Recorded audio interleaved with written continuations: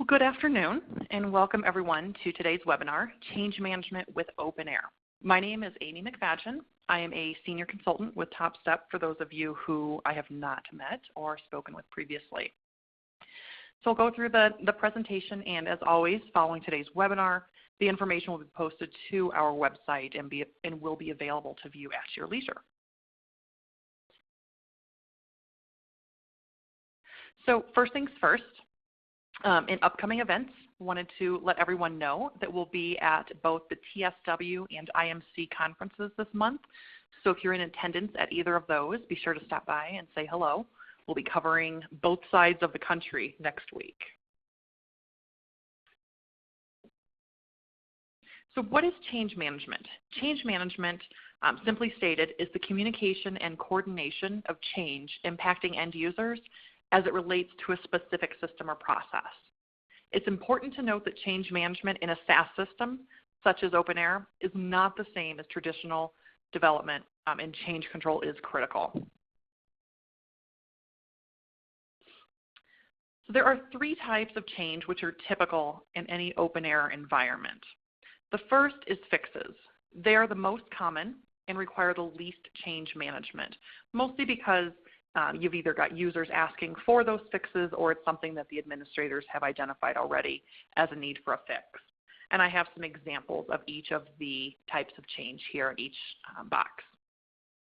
Enhancements range from new feature activation, such as those features included in the upcoming release. And for those of you who may not be aware, this coming Saturday, October 15th, the new release for October 2016 is being applied to production. It's in Sandbox right now. And for those of you with a Sandbox or even without, if you go to sandbox.openair.com, the release notes are located right there to read through. So again, the enhancements will range from new feature activation, such as those included in the upcoming release on Saturday, to updated data capture and to new reports.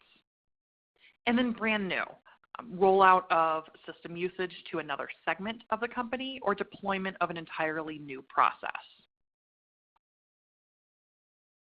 So what is involved with change management? The first is audience identification. And get my, there we go. Understanding who is involved and impacted is critical for change management to be successful.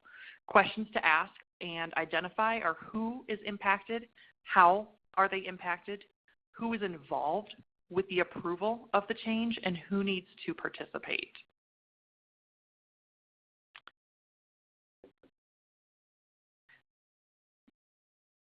Next up is the timeline.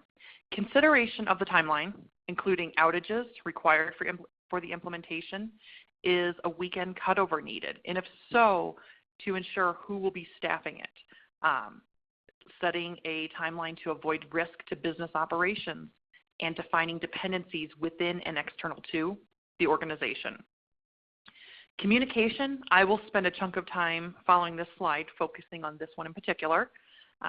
In summary, you cannot over-communicate the changes that are happening when they do happen.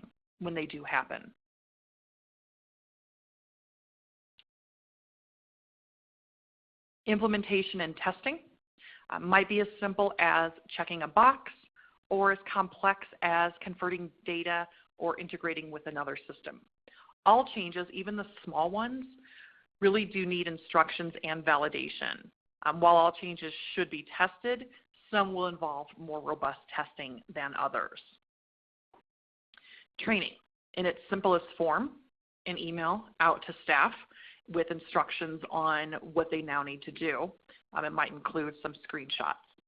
More modest form of training would be handouts to staff or a short webinar, and more robust form would be a formal classroom or multi-session webinar training. And lastly, support. Who will be on point to help? Will you have an email distribution list for questions to come in?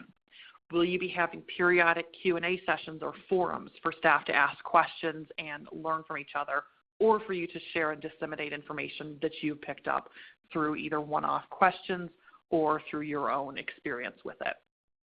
make sure to establish an ongoing loop to ensure continued success.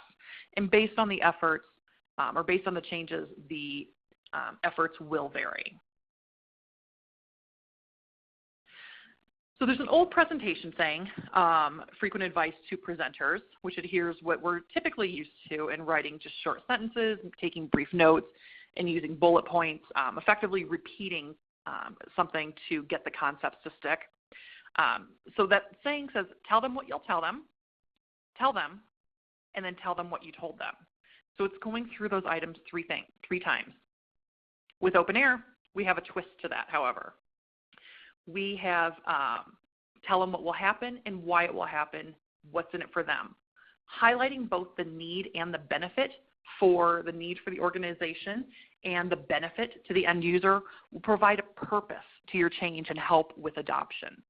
Tell them when it happens and let them know that the change is happening on X date, that it's happening today.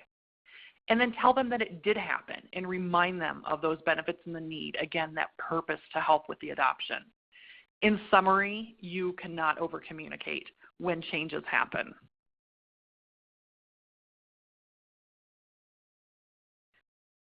So alongside the basic change management and importance of the communication, when making changes to your business, which require changes to OpenAir, it's wholly possible to keep historical information intact while addressing changes for now and onward.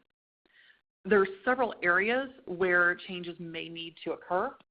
Here we're looking at 3 areas: common, business process, and rebranding or restructuring. Some examples of each of these are listed in each of the little boxes there. And changing or adding data in each of these areas does not necessarily mean losing data. There are certainly areas where you can overwrite fields, but here we'll focus on some areas for changing different fields within OpenAir while maintaining the integrity for historical purposes. So first, we'll look at an example of the common area of change in target bill rates. Here I've enabled the switch, and I've got actually, okay, there we go. Here I've enabled the switch for multi-level cost tracking and renamed the tertiary level to target bill rate for report. As my user's target bill rate changes, I have the ability to shift hourly costs down into the historical hourly cost section and associate a date range with them for historical reporting. The feature allows for date control. That is the big piece there, as opposed to the user rate field on the demographic profile, which does not allow for any historical capture. It's simply a free text box and just gets overwritten when you are updating information there. In terms of the business process, and I'm just going to give an example, 1 or 2 examples of each here. In terms of business practice and business process, project methodology is one area which is often changing. If you've ever tried to report on phases or tasks across several projects, you know that it's difficult to capture the data succinctly and without a significant, more than likely a significant manual manipulation. Because those fields are text-based, you have to report on the different fields individually versus, I guess if you were going to be doing this, if this is what your project plan looks like, you could run the detailed time entry reports, including task and phase, put them into Excel, download the plan, and start creating pivot tables and a bunch of analysis from there. Or one trick you can do to succinctly capture that data is there's an internal switch to enable additional service lines. There's 5 additional service lines that can be enabled, and you can rename them as needed. When updating project methodology and looking to maintain consistent phase structure and report at that level, the additional services, again, which are an internal switch, can be used. By leveraging a static field such as these, which would be set up behind the scenes at the administration level, you have created a consistent field for reporting as you can tie each of these service lines to a task, and then as such, all tasks across all projects where you've applied this will roll up to one of 5 service lines. So they're, again, updating that historical data if you're wanting to move from the text field and the text area to the service line area. That is absolutely an option, and your service lines stay the same. And again, at the moment right now, there are 5 additional service lines that can be enabled. And lastly, rebranding or restructuring. This inevitably requires change management. One or more of the common changes in these scenarios is updating accounting and income categories. By utilizing the service lines, and that's the default service that comes set up today, and adding or inactivating services as needed, you can associate services to each task. When updating the many tasks, you can update those tasks in bulk via Integration Manager. You can do them manually as well, but updating them in bulk will allow you to do that much quicker as well.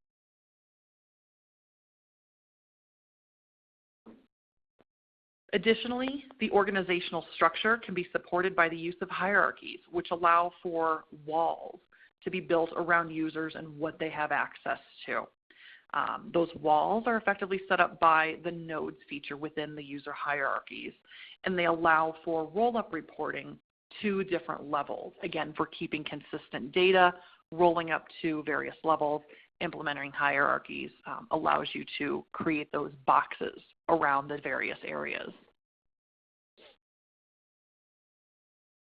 Now that I've reviewed a couple tips in updating historical data for reasons due to rebranding or restructuring, let's talk about acquisitions and how to fold new companies into an existing infrastructure and incorporating those changes into your organization.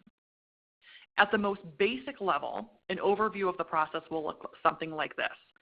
Goals for the acquisition. What was the purpose of the acquisition? As such, let's think about how you're going to integrate those goals into OpenAir and how you're going to achieve those.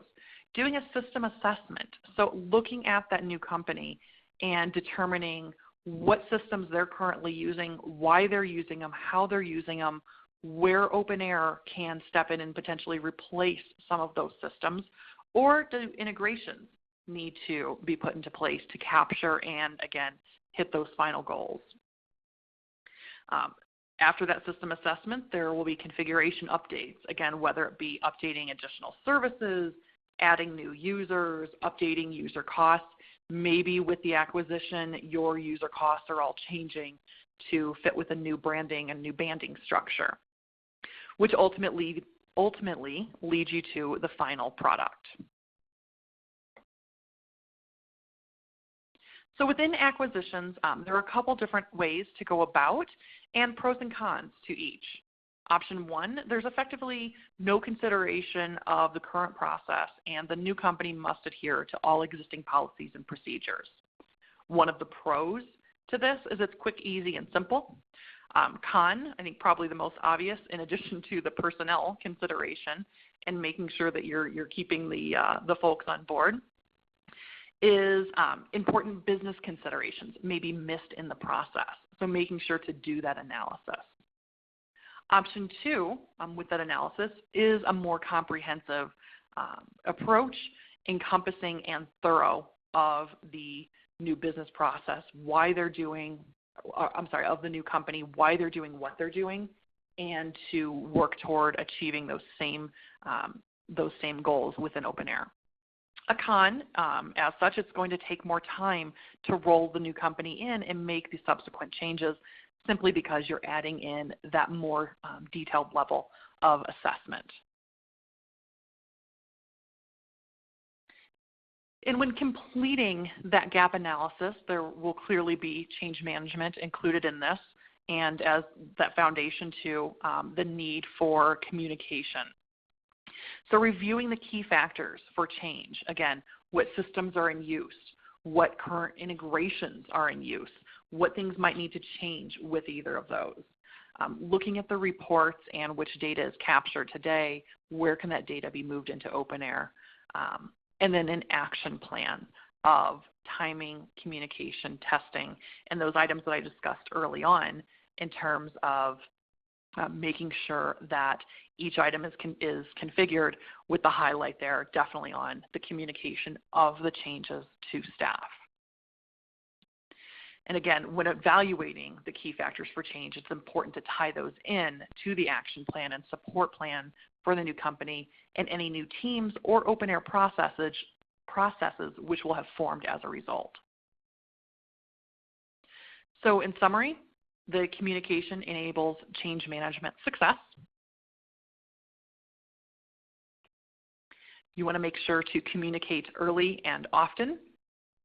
OpenAir has several options for maintaining historical data while moving toward future changes, and folding a new company into an existing infrastructure requires very careful planning, although it can still be achieved and still be very, very successful. We've worked with several clients throughout these processes.